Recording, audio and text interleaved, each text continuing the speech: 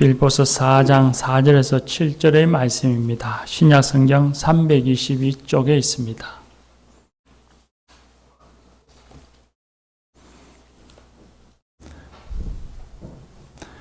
빌보서 4장 4절에서 7절의 말씀입니다.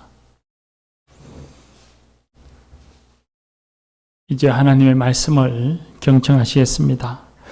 주 안에서 항상 기뻐하라. 내가 다시 말하노니 기뻐하라.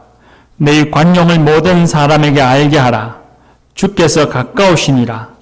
아무것도 염려하지 말고 다만 모든 일에 기도와 간구로 너희 구할 것을 감사함으로 하나님께 아뢰라. 그리하면 모든 지각에 뛰어난 하나님의 평강이 그리스도 예수 안에서 너희 마음과 생각을 지키시리라. 아멘. 이 말씀을 은혜 주실 줄 믿습니다. 마타나 중창당 찬양하겠습니다.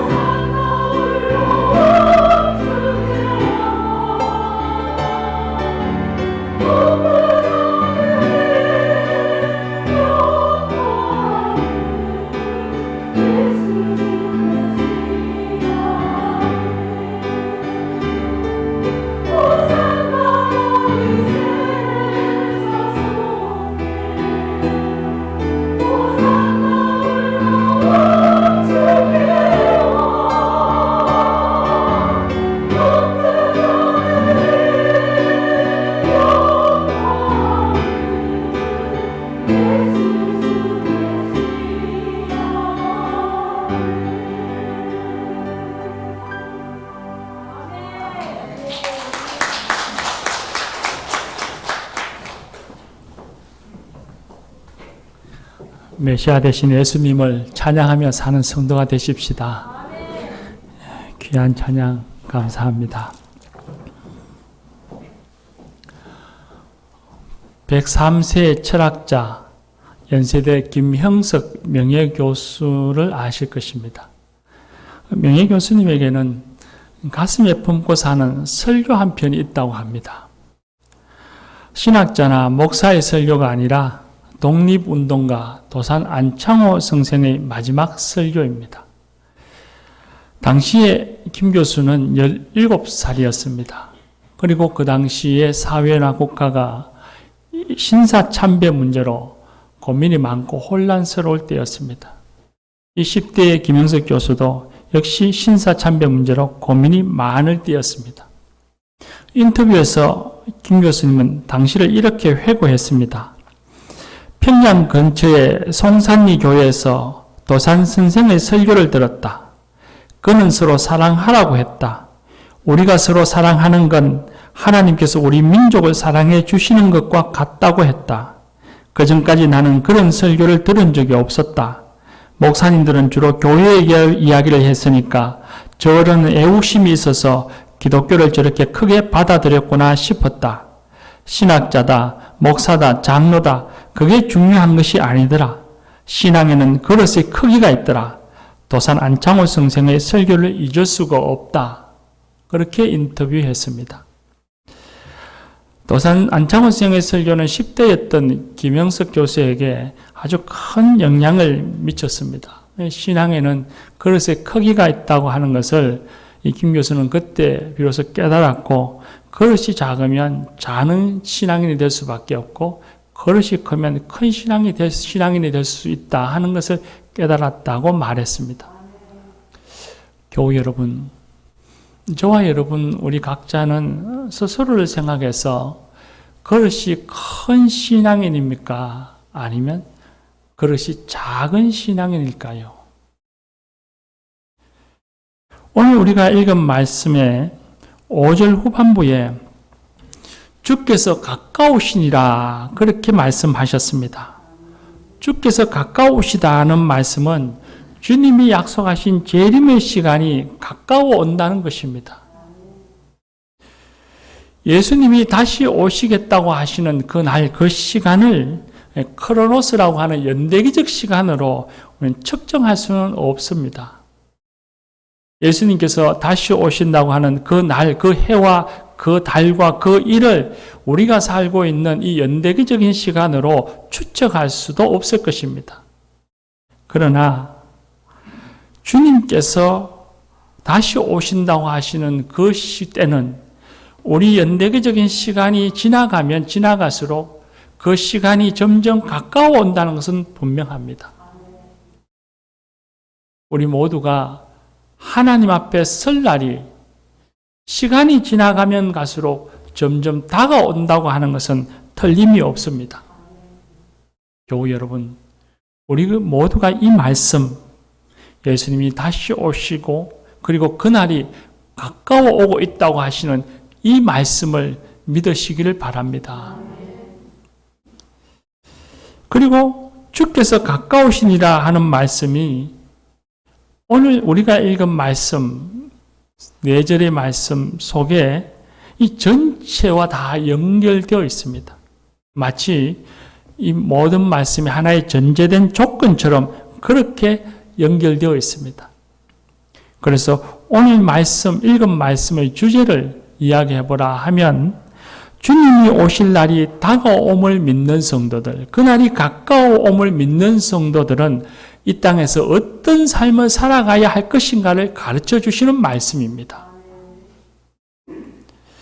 먼저는 자신의 내면, 자신과의 관계에서 어떤 삶을 살아가야 할 것인가를 가르쳐 주십니다. 4절 말씀에 보면 항상 기뻐하라. 다시 말하노니 기뻐하라 말씀하셨습니다. 우리는 기뻐하라라고 하는 말을 들으면 무엇이 연상되는가 하면 주로 장구치고 북치고 춤추는 것이 연상되어집니다.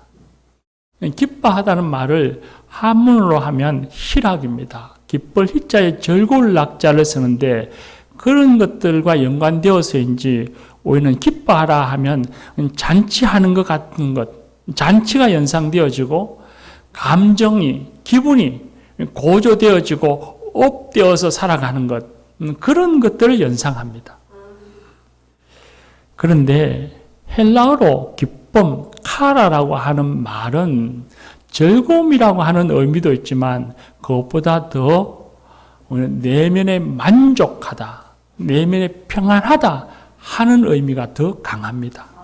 그래서 항상 기뻐하라 하실 때 기뻐하라는 말은 즐거움과 함께 만족과 평안을 누리는 것을 의미합니다. 그리고 오늘 우리가 읽은 말씀에 보면 항상 기뻐하라 하셨습니다. 즐거움이 있으면 당연히 기뻐합니다. 좋은 일이 있으면 당연히 기뻐하며 삽니다. 매사의 모든 일이 내 뜻대로 잘 되어져 가면 우린 다 만족하며 살고 평안하게 살고 즐거워하며 삽니다. 그런데 살다 보면 꼭 그렇지만은 않다는 것을 우리는 알 수 있다는 것이 문제입니다. 살다 보면 기뻐하기보다는 슬픈 일을 만날 때도 있습니다. 살다 보면 우리는 근심할 일도 있습니다. 이 뜻대로 잘 되어지지 않아서 낙심할 때도 있고, 미래가 불안해서 마음에 근심과 염려로 꽉 차서 살아갈 때도 있습니다. 그런데 오늘 성경 말씀에 보면 그런 때라도 기뻐하라 말씀하십니다. 항상 기뻐하라, 언제나 기뻐하라, 어떤 상황에서라도 너는 기뻐하라 그렇게 말씀하셨습니다. 외부의 어떤 환경에 의해서, 외부에서부터 오는 어떤 충격에 의해서 일희일비하지 말고 언제든지 항상 기뻐하라 그렇게 말씀하십니다. 오늘 우리가 읽은 빌립보서의 말씀을 흔히 기쁨의 서신이라고 말합니다. 빌립보서 1장의 문을 열어보면 1장 3절에서부터 바울사도는 내가 너희를 생각하며 기쁨으로 간구하노라 그렇게 말합니다. 기쁨이라고 하는 단어가 그때부터 시작해서 이 마지막 빌립보서가 마칠 때까지 기쁨이라고 하는 단어가 최소한 16번이나 나옵니다. 그럴 정도로 이 빌립보서 서신을 기쁨의 서신이라고 말합니다. 그런데 이 빌립보서는 바울 사도가 평안할 때에, 만족스러울 때, 일이 잘 되어질 때 기록한 말씀이 아닙니다. 우리가 잘 아는 대로 이 빌립보서는 옥중 서신이라 로마 감옥에 갇혀 있을 때 기록한 말씀입니다. 로마 감옥에 갇혀서 오늘 죽을지 내일 죽을지 알 수 없는 그런 처지, 고통 중에 있고 불안함 속에 있으면서 바울 사도는 교인들에게 항상 기뻐하라 라고 말씀을 전했습니다. 근데 말만 그렇게 하는 것이 아닙니다. 자기는 불안해하고 자기는 근심에 쌓여 있으면서 말만 항상 기뻐하십시오 그렇게 하는 것이 아니라 빌립보서의 말씀을 읽어보면 자신의 처지가 지금 고통 속에 있고 내일 죽을지 오늘 죽을지 알 수 없는 불안 속에 있는 바울인데도 그 심령에 평안과 기쁨이 있다는 것을 우리는 발견하게 됩니다. 바울 사도는 교인들에게만 항상 기뻐하라 한 것이 아니라 큰 환난 속에 있는 최악의 상황 속에 놓여 있는 자기 자신도 기뻐하고 있다는 것을 발견합니다. 그뿐만 아닙니다. 자기 자신은 또 어찌할 바 없이 그러한다 할지라도 자신과 늘 함께 동고동락했던 동역자였던 에바르브로디도가 병들어서 죽을 지경에 이르렀습니다.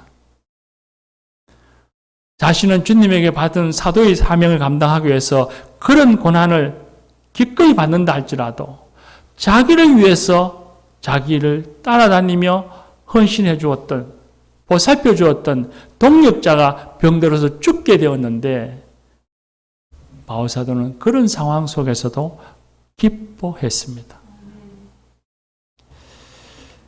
근심하거나 슬퍼하지 않고 최악의 상황에서도 불안해하지 않고 기뻐할 수 있는 그 바울의 힘은 어디에서부터 나오는 것일까요? 요즘 한창 월드컵으로 세상이 떠들썩합니다. 어제 뉴스에 봤더니만 아르헨티나와 크로아티아가 4강에 올라갔다고 하더군요. 우리나라는 얼만큼 잘했는지 아십니까? 16강에 올라갔습니다. 모르시는 분이 없군요. 그걸로 나라가 아주 기분 좋게 떠들썩했죠. 저는 축구를 좋아해서 월드컵 시작되면서 우리나라 경기를 한번 다 봐야 되겠다 하고 마음을 먹었는데 경기 일정을 보니까 전부 밤 10시에, 12시에, 새벽 4시에 늦게 해서 보지 못했습니다. 단 첫 번째 경기인 우루과이 전의 시합 때의 전반전만을 봤습니다. 근데 그 전반전 시합을 보면서 제 혼자 봤는데 보면서 얼마나 그 텔레비전 속에 나오는 경기 장면이 안타까운 것이 많았는지 제가 보면서 아유 공격권을 쥐고 있을 때 한 골을 넣어야지 저걸 못 넣다니 아이고 그땐 패스를 해야 되지 그걸 잡고 있다가 뺏기고 아이고 그땐 슛 그러면서 제가 아주 안타까워하면서 흥분해서 텔레비전을 봤습니다. 그랬더니만 그 모습을 보고 있던 우리 집 사람이 웃으면서 틀림없이 비웃었습니다. 웃으면서 하는 말이 아니 그걸 아침에 일어나서 결과만 보면 되지 뭘 그렇게 흥분해요? 그러면서 웃었습니다. 결과는 0대0으로 비겼습니다. 만약 제가 0대0으로 비길 것이라고 하는 결과를 알고 있었다면 절대로 흥분하지 않았을 겁니다. 그리고는 2차전에 가나하고 경기를 했는데 졌다는 소식을 들었습니다. 속상했습니다. 그런데 우리나라가 16강에 간다고 하는 결과를 제가 알았더라면 속상할 일도 없었겠죠. 마음 조일 일도 없었을 것이고 안타까워할 일도 없었을 것입니다. 결과를 알지 못했기 때문에 걱정하고 불평한 것입니다. 주께서 가까우시니라 했습니다. 예수님이 곧 다시 오시면 모든 죄악이 사라지고 하나님의 선하신 은총이 우리를 지배할 것입니다. 그건 이미 하나님의 섭리 안에서 우리 안에 이루어질 것이라 결정해 놓은 것입니다. 결과 나와 있는 것입니다. 마침내는 반드시 이루어질 일입니다. 그리고 그날이 오면 우리는 다 구원을 받아 하나님의 영광의 품에 안길 것입니다. 그건 긴가민가한 일이 아니라 이미 하나님의 섭리와 은총 아래에서 우리 앞에 나와 있는 결과들입니다. 우리가 믿고 알고 있는 것들입니다. 이미 믿고 알고 있고 결과가 나와져 있는 것인데 잠시 잠깐 내 뜻대로 되지 않는다고 낙심할 일도 없고 세상이 악하다고 슬퍼할 일도 없고 화낼 일도 없는 것입니다. 바울사도는 자신을 슬프게 하고 근심하게 하는 모든 거짓과 악함이 주님이 다시 오시면 다 사라질 것이라 없어질 것이라는 것을 믿었고 알았기에 바울사도는 그 어려운 환경 속에서도 기뻐할 수 있었던 것입니다. 예수님이 오실 것을 믿는 믿음, 곧 주님이 오시라고 하는 것을 믿는 믿음과 소망이 항상 기뻐할 수 있는 힘이었던 것입니다. 교우 여러분, 예수님이 다시 오실 것을 믿는 사람, 시간이 지나갈수록 그날이 가까워옴을 믿는 사람은 항상 기뻐해야 합니다. 매사에 불평할 것이 아니라 늘 즐거워하고 근심하며 살 것이 아니라 평안을 누리며 살고 즐겁게 살아야 합니다.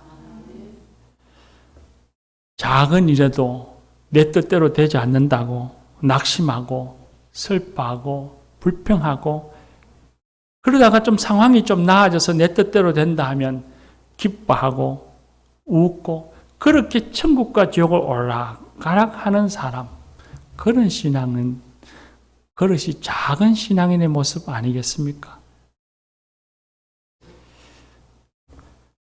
설령 좋지 못한 일을 만난다 할지라도, 근심된 일이 내게 닥쳐온다 할지라도 주님 오심을 믿고서 항상 기쁨으로 살아가는 대범하고 당당한 신앙인, 그 신앙인이 그릇이 큰 신앙의 모습 아니겠습니까?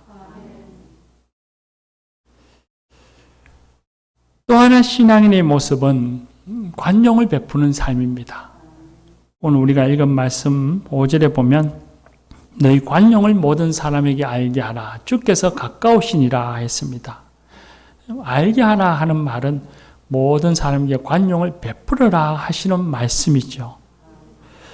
관용의 사전적인 뜻을 찾아보면 남의 잘못 따위를 너그럽게 받아들이거나 용서하는 것이라고 정해져 있습니다.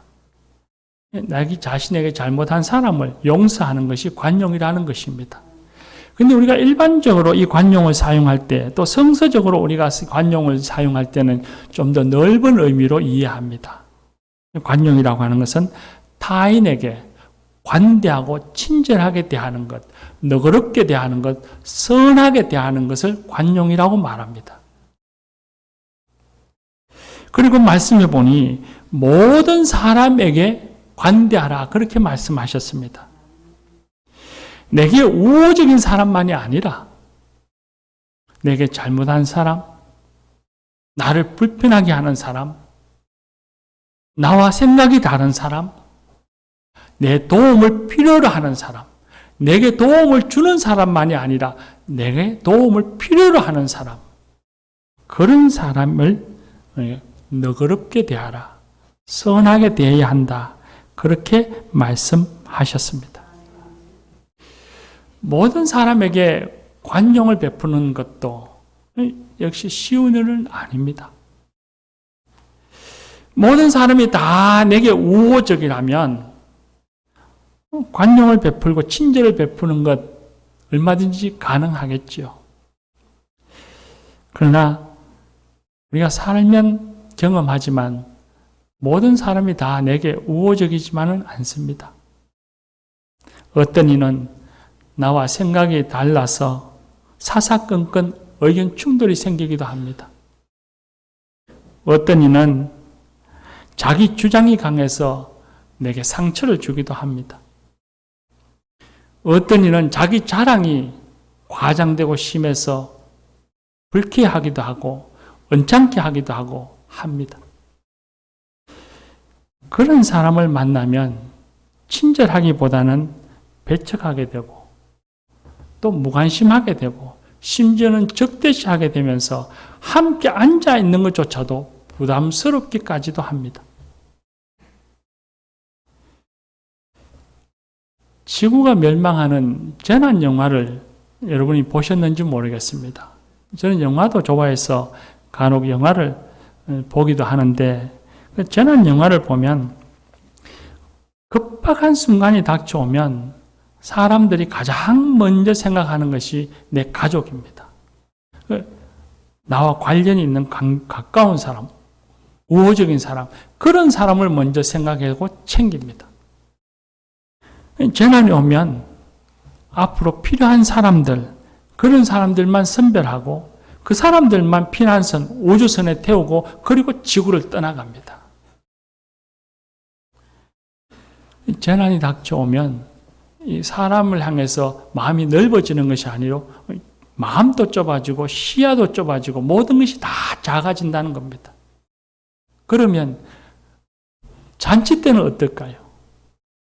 축제가 벌어지면, 큰 파티가 벌어지면 모든 사람들에게 문호가 열리고 마음이 넓어질까요? 영화를 보면 정치인이나 재벌이 아주 의미 있는 자선 파티를 열 때에 모든 사람들을 초청하거나 문호를 개방하지 않습니다. 반드시 초청장을 받은 사람만 그곳에 참여할 수 있습니다. 초대권을 받지 못한 사람은 아예 그 문 근처에도 얼씬거리지 못하게 합니다. 즐거운 잔치 자리에서도 역시 마음이 좁아지고 모든 것이 작아진다는 것이죠.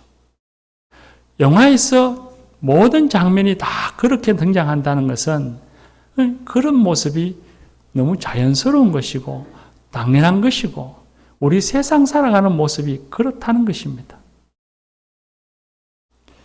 그런데 주님의 날이라 했습니다. 주님이 가까워오신다. 주님의 날이란 누군가에게는 그날은 축제의 날이요, 영광의 날이요, 구원의 날입니다. 그리고 누군가에게는 심판의 날이고 멸망의 날이 될 것입니다. 완전히 새로운 시대, 새 시대가 열리는 그런 엄청난 변혁의 때가 우리에게 닥쳐옵니다. 그런데 그렇게 닥쳐오는데 주님께서는 너희 가족을 챙겨라. 너희 교우를 챙겨라.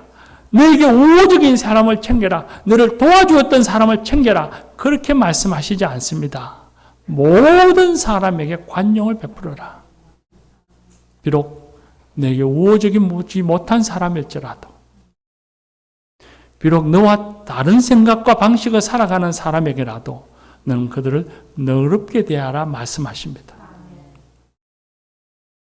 세상의 방식을 따라가지 말고 세상의 모습을 따라가지 말아라고 말씀하십니다. 왜 그렇겠습니까? 모든 사람에게 너그럽게 대하고 살아가는 것이 예수님의 삶의 모습이었고 주님이 다시 오시면 그 사람을 기뻐하시기 때문입니다.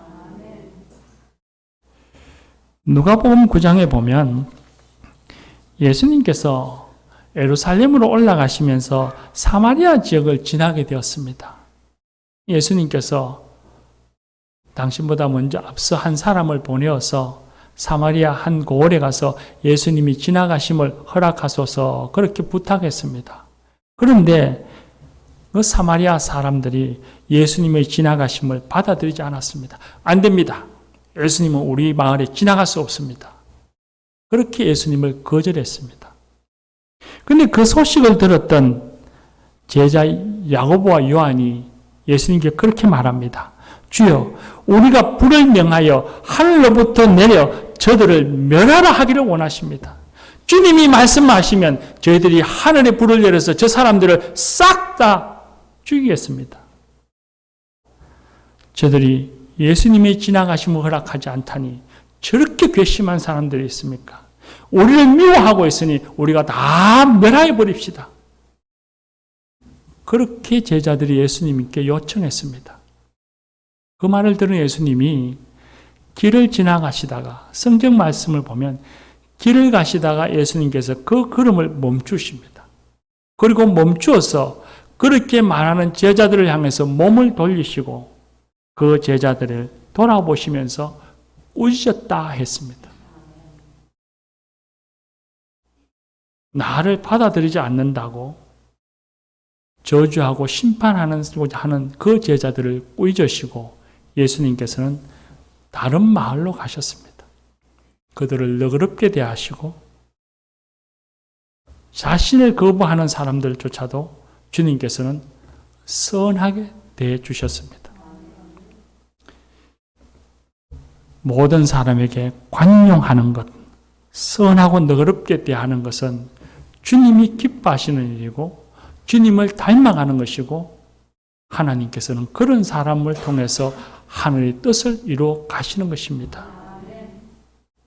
교회 여러분, 자신과 다르다고, 자신에게 불편을 주었다고, 마음에 들지 않는다고, 자기 생각과 다르다고 미워하고 배척하고 적대시하는 그런 신앙이라면 그 신앙은 종지 같은 작은 그릇의 신앙 아니겠습니까? 오히려 비록 그가 나와 다르지만 또 어느 때는 그가 나를 불편하기도 하지만 그럼에도 불구하고 주님의 마음으로 넉넉한 마음으로 내 품에 다 담아낼 수 있는 신앙인, 그 신앙인이 그릇이 큰 신앙인 아니겠습니까? 세 번째는 오늘 말씀해 보았더니만 감사함으로 하나님께 아뢰는 삶이라 말씀하십니다. 너희가 근심하지 말고 아무것도 염려하지 말고 너희 구할 것을 하나님께 감사함으로 아뢰어라. 그렇게 말씀하셨습니다. 우리 누구나 다 항상 기뻐하며 살고 싶습니다. 안 그러신 분이 있습니까? 다 그렇죠. 주님이 말씀하셨으니 더더욱이나 우리는 항상 기뻐하며 살고 싶고 모든 사람들에게 다 관용을 베풀며 살고 싶습니다. 주님 오심을 믿고 있습니다. 그런데 그렇게 항상 기뻐하고 싶고 관용을 베풀며 살고 싶지만 어느 순간에는 근심이 찾아와서 한숨을 쉽니다. 하늘이 무너져라, 땅이 꺼져라 한숨을 쉽니다. 또 어느 때에는 내게 상처 준 사람이 생각이 나서 분노가 찾아와서 밤을 꼬박지 새울 때도 있습니다. 그럴 때는 여러분 어떻게 하십니까? 어떻게 그 근심과 미움을 이겨내고 계십니까? 어떻게 주님께서 말씀하신 항상 기뻐하라, 모든 사람에게 관용을 베풀라고 하시는 말씀을 어떻게 순종하고 계십니까? 주님이 말씀하십니다. 아무것도 염려하지 말고 감사함으로 하나님께 아뢰라 말씀하십니다. 기도하라 말씀하십니다. 너희 마음에 근심이 찾아오고 너희 마음에 미움이 찾아오고 너희 마음에 불안이 찾아오고 너희 마음에 평안이 상실되어질 때에 하나님 앞에 감사함으로 너희 구할 것을 아뢰어라 말씀하십니다. 근심이 있지만 기도할 수 있으니 하나님 감사하고 불안함이 있지만 여기까지 지켜주시니 감사하고 미워할 일도 있지만 그래도 좋은 사람들을 만나고 함께하게 하시니 감사하고 그렇게 감사하면서 하나님께 구할 것을 아뢰면 하나님께서 우리의 마음과 생각을 지켜주셔서 우리에게 평안을 주신다 말씀하십니다. 사도행전 16장에 보면 바울 사도가 빌립보에 가서 복음을 전하다가 엄해를 당하여서 로마 군인들에게 모집 매질을 당하고 신라와 함께 지하 감옥에 갇혔습니다. 항상 기뻐하고 관용을 베풀어야 한다는 것을 모르는 바는 아니지만 그 순간에 바울의 마음이 어땠을 것 같습니까? 엄해한 사람들, 앞뒤도 돌아보지 않고 자신들에게 매질부터 먼저 하고 감옥에 가둔 로마 군인들, 그런 사람들을 향해서 또 혹은 그 모든 과정들을 생각하면 마음이 분노가 일어나고 원망스럽고 내일 또 어떻게 될지 모르니 불안했을 것입니다. 그런데 그런 상황 속에서 바울과 실라가 무엇을 했습니까? 성경 말씀에 보면 그들이 감옥에서 기도하고 찬송했다 했습니다. 하나님께 감사 기도를 했던 겁니다. 그때에 옥문이 열리고 그리고 차고 있던 쇠고랑이 벗겨졌다 말씀하셨습니다. 하나님이 그들에게 평안을 주신 것입니다. 창세기 말씀에 보면 믿음의 선진 가운데 요셉이라고 하는 인물이 나옵니다. 그 요셉은 형들이 죄악으로 애굽의 노예로 팔려갑니다. 그리고 노예로 지내던 보디발 장군의 아내의 모략으로 그는 이제는 감옥에 갇히는 죄수가 됩니다. 점점 더 신세가 좋아지는 것이 아니라 점점 나빠집니다. 그런데 성경 말씀을 읽어보면 그런 상황에 처한 요셉이 누군가를 향해서 원망하고 불안해하고 분노하고 미워하고 그런 걸로 인해서 잠 못 이룰 거야 할 것 같은데 요셉의 모습은 평안합니다. 하나님을 바라보고 하나님을 의지하고 하나님과 동행하는 살아가는 요셉의 삶이 평안했던 것입니다. 그리고 그렇게 하나님을 바라보고 기도했던 이 사람들은 하나님의 놀라운 뜻을 이룹니다. 바울은 자신의 감옥을 지키던 간수와 그의 가족들이 구원받는 하나님의 은혜를 경험합니다. 요셉은 그 이후로 그가 근동 지역에 있는 모든 기근 속에 허덕이는 사람을 구원코자 하시는 하나님의 뜻을 그는 이루었습니다. 사랑하는 교우 여러분, 기쁨과 관용이 상실되어졌을 때에, 평안이 상실되어졌을 때에 세상적인 방법에 앞서서 동분서주할 것이 아니라 하나님을 바라보고 하나님 앞에 무릎 꿇고 하나님의 도우심을 잠잠히 기다리는 신앙,